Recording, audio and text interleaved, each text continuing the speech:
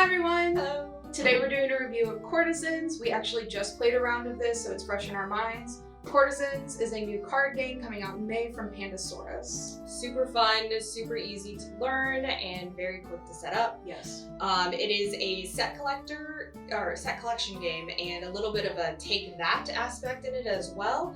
So you have your set collection. Each house, you're trying to gain points by making them esteemed, or you need to be careful because if too many are down here, they will fall from grace and you can lose some points.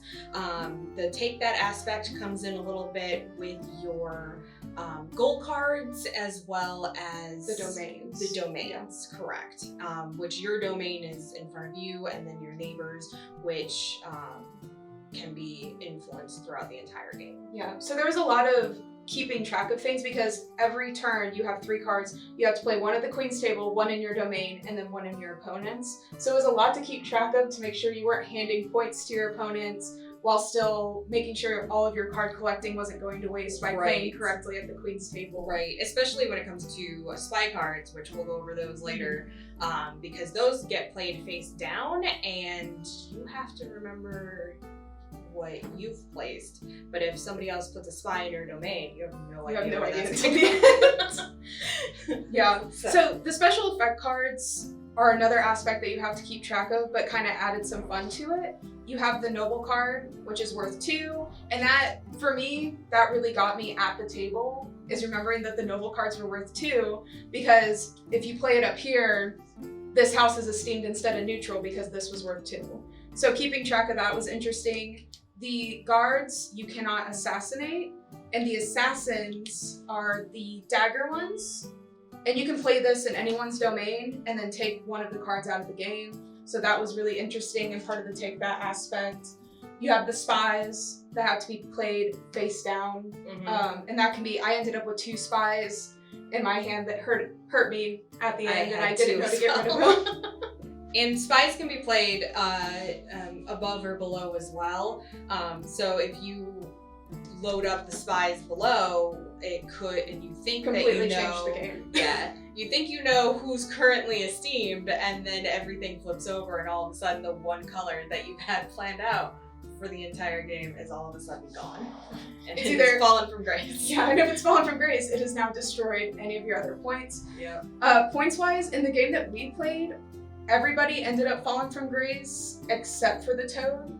So the only way we ended up with points are the challenge cards, I think they're called. Okay. So you get 2 of these at the beginning of the game, and they basically have secret missions on it. Don't tell anybody what your secret mission is. I ended up with, I had to have 5 cards underneath one of them, and then I had to have less stag cards than the person to my left. And they're mostly like that, like have less or more cards than the person to your left and make sure one of the houses is esteemed or fallen from grace. And these are worth 3 points each, so at the end of the round, we all ended up in the negatives. I ended up with 1 point just because of these. So you're really playing 2 strategies of the card collection, but also remembering what these are the entire time. Yeah, so the blue cards, blue challenge cards here, they're mostly about the court and figuring out what needs to either be esteemed or fallen from grace. My blue card told me that I needed to have at least 1 card in every house. The yellow cards or beige cards are typically the take that aspect, where it's your versus your other opponents. I needed to have, oh, this is my card. That's your card. I needed to have less hairs than the person on my left, which was just me. Her, and I had so many and she had none. Yeah, so, because she kept, I think in the last round, I kept trying to give I ended up with 2.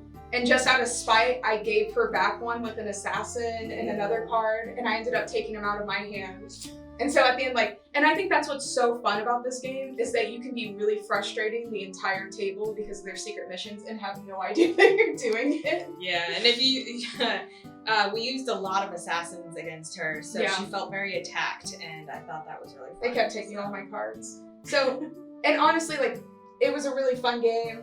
you can play it as aggressive or as nicely as you want to, but I do think that having to play a card in somebody else's domain kind of gives everybody a free pass to kind of be a little mischievous because you have to. Yeah. Unless you want to hand over points, you kind of have to hurt people a little bit in the game. So that was really fun. Overall, really fun. And beautiful. Like, pretty quick. Look at how shiny they are. I don't know. Just you for guys the can cards. see that. They're so pretty. I love a good foil, and these are beautiful art. Easy to play within, I think we learned within about 5 minutes. Super fast to play. Standard running time on the box says 20 minutes. I think we did a little less than that. I think we were a little less. If you have anybody with a lot of analysis paralysis, it can take a little bit longer. Yes. But it's not too terrible. It's super fun, quick to learn, and I really enjoyed it. The one thing I've seen is people talk about the mat. The first time you play, which I kind of straightened this out before we played so it would look all pretty, this will curl up in the corners the first time you play. It will flatten out eventually.